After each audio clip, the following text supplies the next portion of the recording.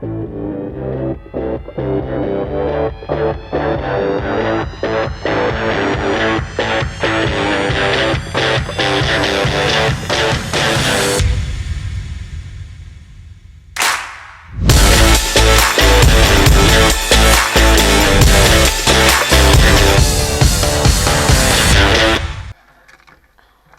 hello.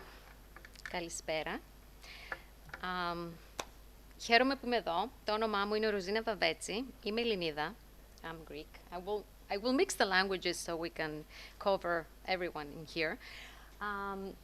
So, my name is Rozina Vavetsi. I'm an associate professor and the chair of the Digital Art and Design Department at New York Tech. I've been teaching there for about 20 years. So I think I taught every single graphic design course in the curriculum, both graduate and undergraduate.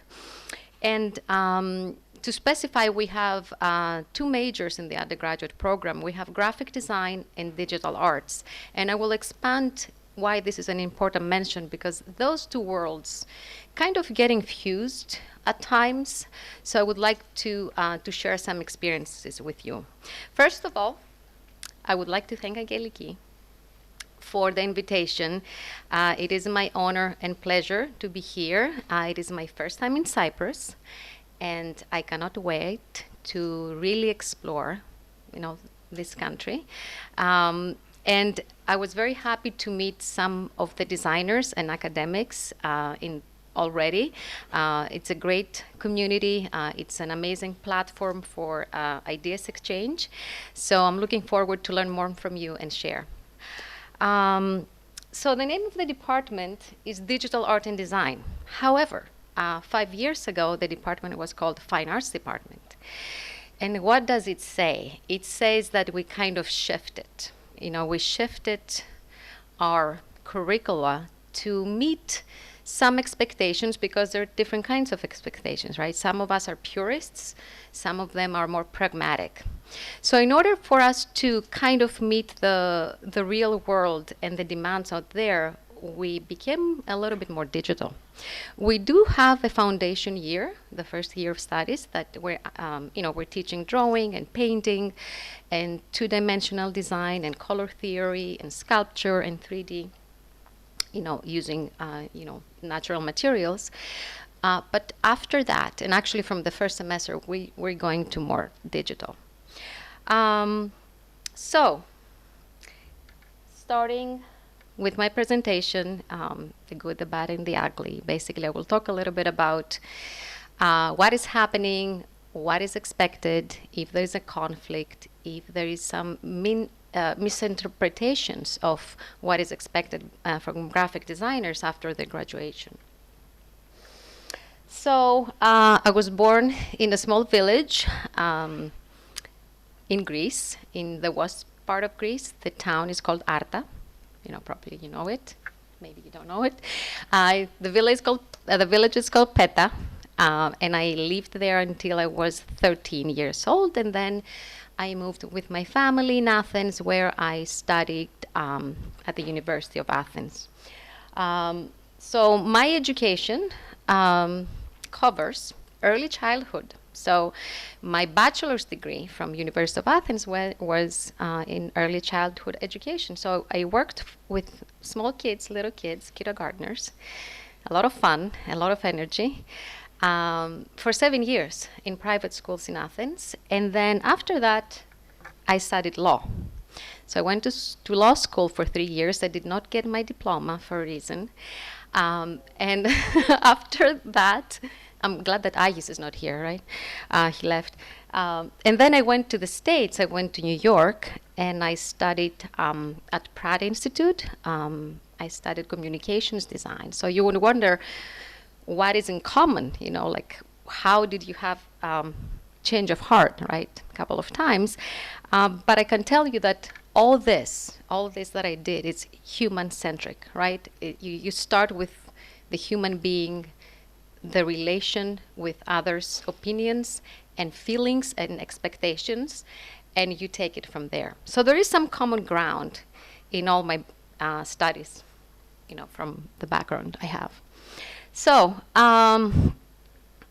For 22 years, I've been immersed in the world of graphic design. First as a student in New York, and then as a graphic designer, then as a teacher, and now as a chair of the Digital Art of Design department, which I'm doing this in my 4th year. As a chair, the additional benefit I had is that I could see the curriculum a little bit more holistically, right? Not course by course and what I'm teaching. So I was in charge, right? So I needed to know more and do more and follow more and talk more and meet with my faculty and my students and try to see what is missing and if academia falls behind from the so-called real world. So today I will approach graphic design from an academic point of view, and I'm glad some speakers before me covered a lot of this, and a lot of those things that you will see here, we kind of in sync with everybody else. So I will talk a little bit about the curriculum and the teachers' perspectives and also the students' perspectives. So the role of the curriculum, again, foundation years, we do a lot of analog and then we move very quickly to the digital world. We use tablets now for our drawing classes. After the first year, which is common for graphic designers and digital artists, the students decide which track they want to go, which major, and then they start the more specific courses. So after the first year, the graphic designers, again, they go into the elements and principles of visual communication. We talk about logos and symbols and mark and symbolism and all this, color and line and shape and hierarchy and balance. We cover all these principles and elements of design. We move to branding slowly, self-branding or rebranding existing companies, organizations. We do a lot of typography. Typography is my favorite subject. A lot of typography and advertising design, book jackets, layouts, editorials, all those things I'm sure feel very familiar to graphic design students and or faculty in this room. So we're just following the kind of standard projects for a graphic design major. Later on, we are introduced to packaging, basically applying 2D graphics into 3-dimensional environments. And we also introduce a course called independent study, where students can decide to do whatever they want. So it can be anything from designing a typeface to applying graphics on materials other than paper to designing paper bills, just paper money. So it takes some research and self-intuition to decide on what you want to do, but it's one of those courses that it can be very fun and also differentiate their portfolio from the mainstream portfolios that everybody else does. Of course, we do animation, 2D animation. Sometimes graphic designers also have an elective in 3D animation if they want to. We do motion graphics, web and interactive design. And then we do a lot of projects which are plugged in a couple of different courses that deal with social consciousness, right? We deal with a lot of social issues. A lot of our students are into politics, so they cover things like that. The pandemic also was very popular the last years. And of course, we participated in the contents that this conference brought up about tolerance. This is student and work that produced last semester in the typography class. So this is again a very typical journey in the world of graphic design. Now beyond all these standard projects that our students are doing, they have something very important to tackle, to deal with. And this is complexity, complex information, that can be visual appealing and effective, right? And be easily grasped and understood by everyone. So beyond those projects, which are relatively simple, some research, some sketches, execution, there is another world that it's out there that is a little bit more demanding, and it gets more demanding, every day. So something that they need to work with is for a world that is information dense. It has a lot of constraints, right? Talking about deadlines and how many colors you can use and what's the budget. It's fast-paced, it's multicultural, interdisciplinary, research-based, and tech-savvy. So no pressure, but you kind of need to deal with a lot of things as graphic designers, right, nowadays. You don't have to. I mean, you can, get away with it. But then your options for your careers, are getting a little bit more limited. So our graphic design curricula need to include courses on visual communication that are infused with other things, So of course we care about the big idea. That is why you come to the design school for, right? But then what else you need? You need to know technology, you need to be a great storyteller, right? And a visual communicator. You need to deal with complex information and organize it through information design. You need to know a little bit of user experience and user interface, right? And all of these require design thinking.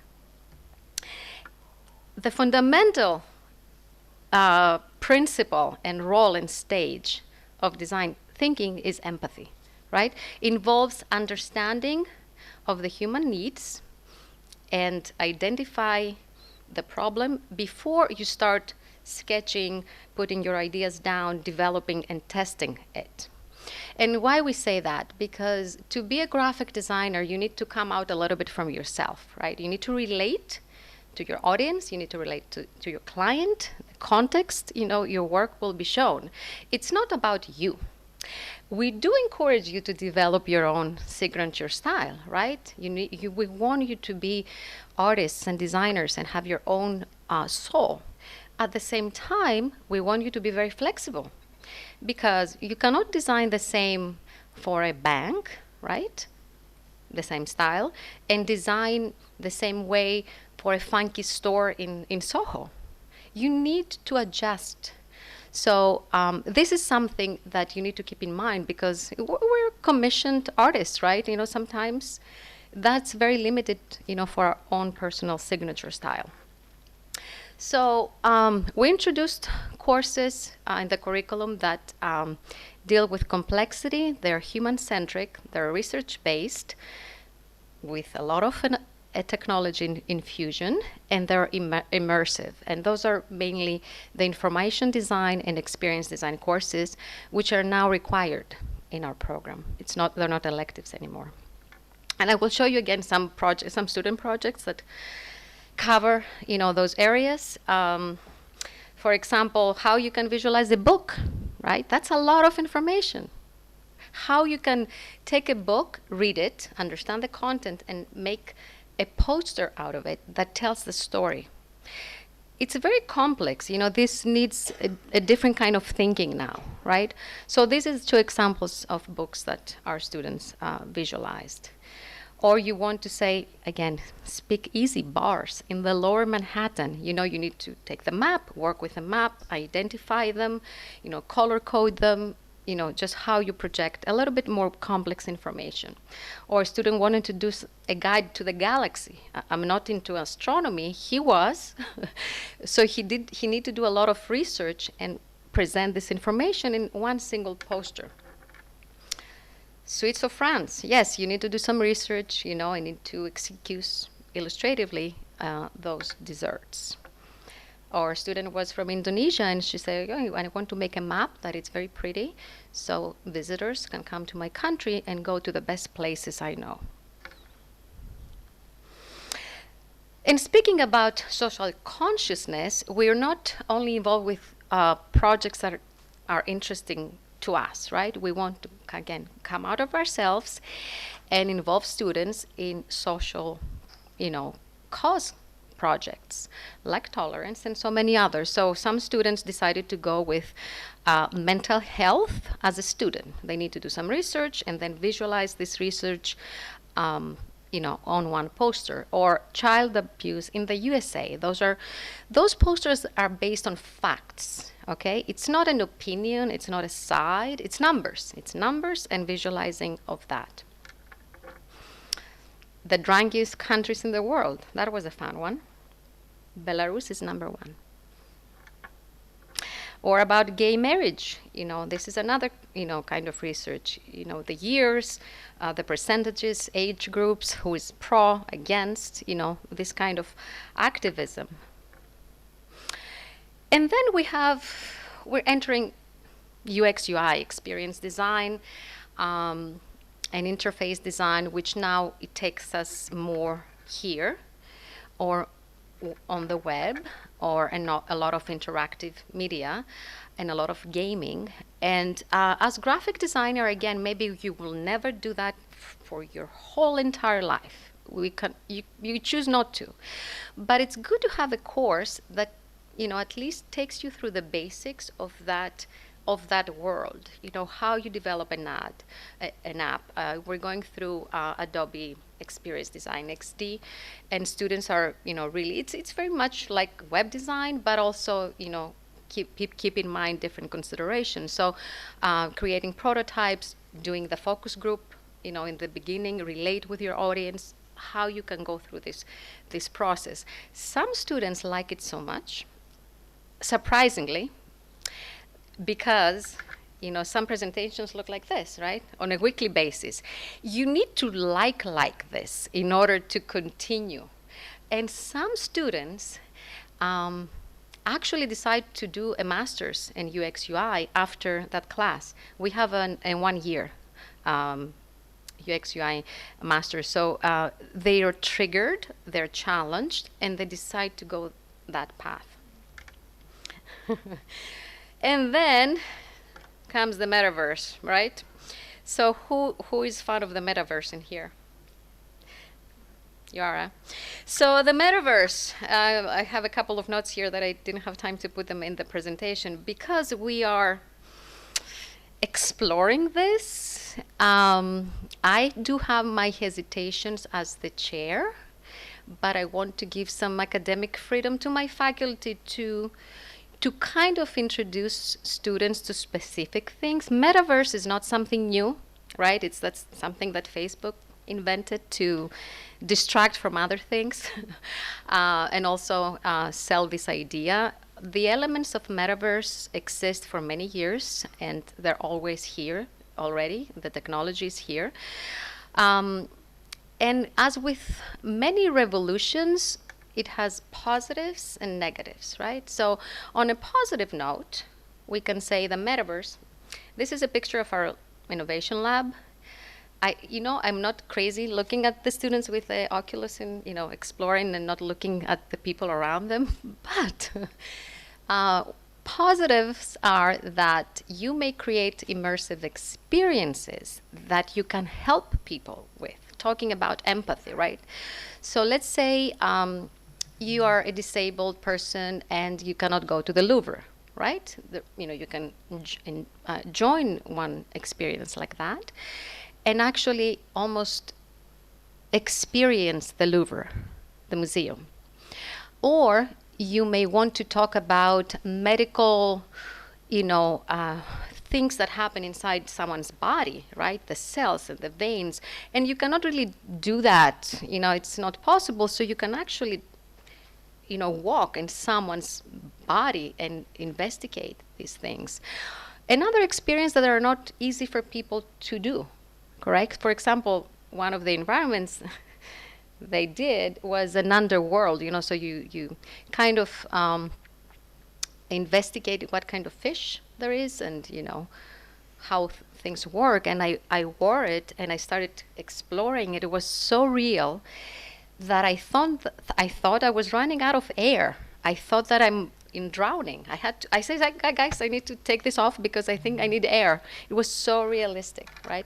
So the metaverse and all these immersive environments have some, applications.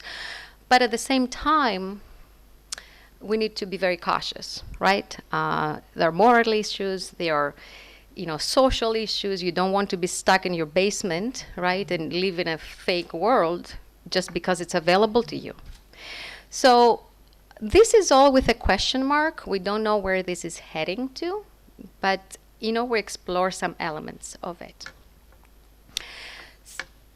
Now, beyond those innovative curricula that we try again to follow in a way or adjust to what's happening in the real world, we also need to consider the human factor, right? We have the teacher and we have the student, and how those two sides react and are part of those curricula. The teacher's perspective. According to Daniel Pratt, there are 5 ways of how teachers teach. And this is, I know it's a little academic, so bear with me, it's not a very long part. So we have the transmission perspective. Some teachers do a great job by organizing the lectures, using the class time very effectively, answer questions, setting standards, and basically transmitting the content to the students. But this is their focal point, is the transmission of the content. It's not the learner, right? So this is a way of teaching. Another way is the development perspective. So teachers basically, instead of dealing directly to what exactly the students need to learn, they ask a lot of questions, and they try to use sophisticated ways to improve the reasoning and the problem solving with the students, right? So basically in that case, you ask questions and the student try to change the way they're thinking. Instead of automatically learning and executing, they need to change their ways of thinking, of the content. The apprenticeship perspective, okay, which is again important thing. Some teachers, use real world tasks to teach their students. So they involve them in real world projects, which are, very, they simulate the actual world. So if you're a graphic designer, and this is mentioned also by other presenters before me, you need to wet your feet, right? You need to make sure you know what's happening out there, because it's very different from a lot of things we do in the classroom. So this is actually an infusion to the actual practice of design in our case. Then there is a nurturing perspective. Again, one of the professors in one of the interviews, she mentioned that. She said, we're here to take you by the hand and help you not only, learn the software or learn how to think about design, but also to trust us as role models. And, by nurturing you, we believe you can produce better results, which is, the case with many students. It depends also on the personality of the student. So it's about encouragement, support, trust, okay? And lastly, there is the social reform perspective, which is related to the tolerance as well, where students operate by the following. Their ideas are necessary for a better society. Their ideals are appropriate for all. And the ultimate goal of teaching is to create social change, right? Which is happening in some of our courses or some projects in our courses. Now, the important thing for this one is that the moral compass of the student and the teacher is shared, right? They share the same ideology. Does this always happen? Maybe not. But it's another way, another perspective of the teacher. So basically, in a nutshell, in case you don't remember all the categories, transmission of content, reasoning and problem solving, simulation of real world projects, empathy and social reform. Those are the different kind of teaching perspectives. And in my opinion, and in a perfect world, teachers would have all these perspectives, right? We want a little bit of everything if possible. In reality, maybe this is very challenging, right? To have a teacher who covers all bases.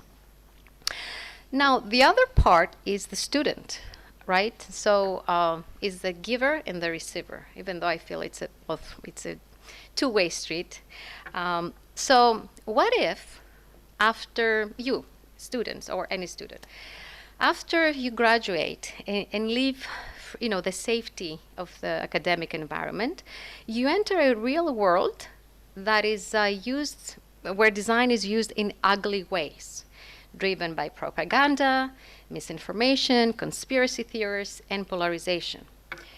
What if the student values and moral compass are different than those of their clients, of their audience?